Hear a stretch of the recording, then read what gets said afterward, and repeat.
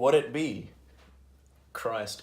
Joji just dropped a new song called Slow Dancing in the Dark. Joji, if you know him from Filthy Frank fame, try saying that 3 times really fast. He's kind of gone through a genesis, similar to rappers like Tyler the Creator, where he's gone from being, sort of immature, relying on sort of joke rapping, in a sense that he tried to make a lot of very funny, very outlandish songs, and even though they were a bit weird and a bit out there, I honestly saw no problem musically with what Joji was doing with Pink Guy, because even though the music, as I said, was a bit weird, technically and production wise, it was really astonishingly good, considering his persona. You wouldn't expect him to have this sort of talent up his sleeve, but there you go.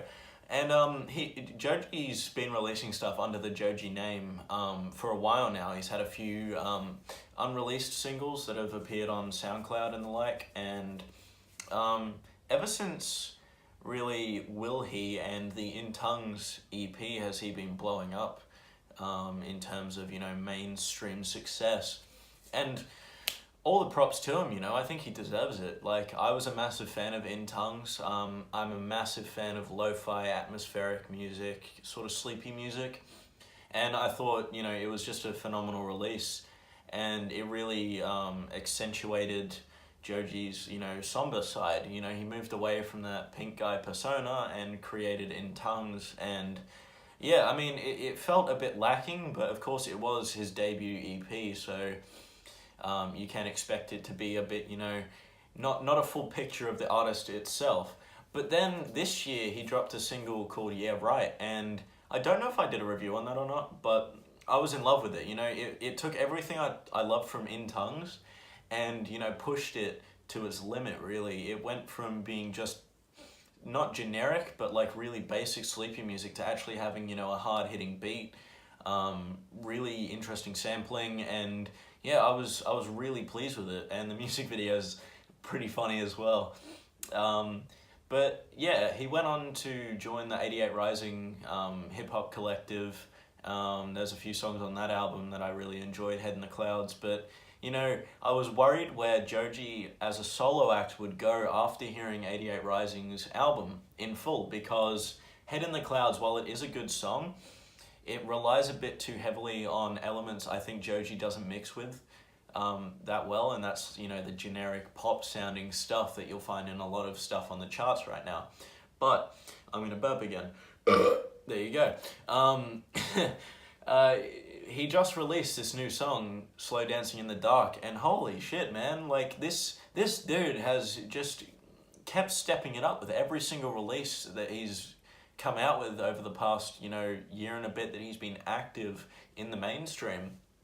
This song blew me away from the start, because it's again him mixing with the sleepy music that he's good at, but holy shit, the chorus, it explodes out of nowhere, and it really shows off that he's got this impressive vocal range that can go from very low range to really high, and man, it's so hard to explain how well he's progressed in terms of artistry since In Tongues.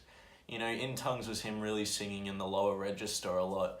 He didn't really go up into this sort of high range, but on this song especially, he pushes his voice to the limit, and I think he does it so well, and I'm really interested in what his new album, I think it's called #Ballads1, or that might just be called Ballads1 and I'm reading the hashtag.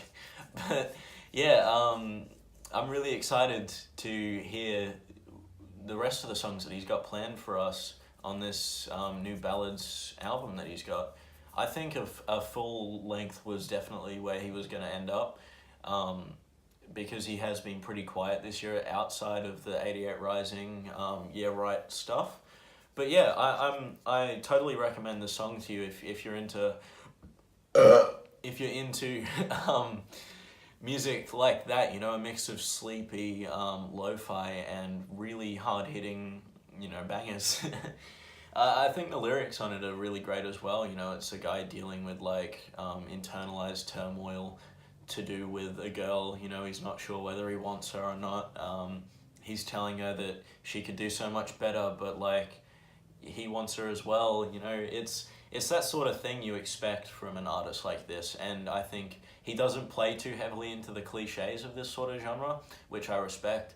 And just a quick shout out to the music video as well, because while he may have ditched the Filthy Frank persona, in this music video you can still see that he's this incredibly creative guy, you know.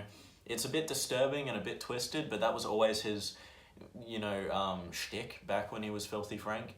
And I like now that it's not like offensive for the sake of being offensive. While I had no problem with that, like, I think this sort of like morbid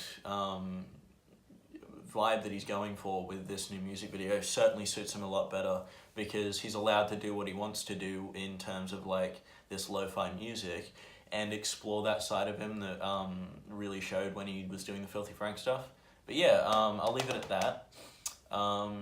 Definitely check out this new Joji song, and check out the rest of the stuff he's done, man. I can't recommend him enough.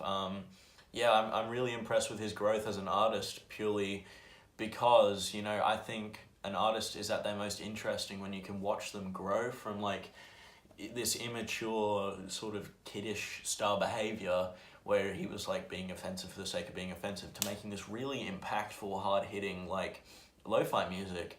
I think it's a complete 180 on his personality that he showed us on Filthy Frank, and I think it's done him all the better, you know. But yeah, check out Joji, Slow Dancing in the Dark.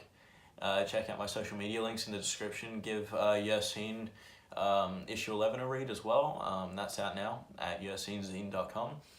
And yeah, I'll see you in another video. Thank you very much. Sorry for burping so much.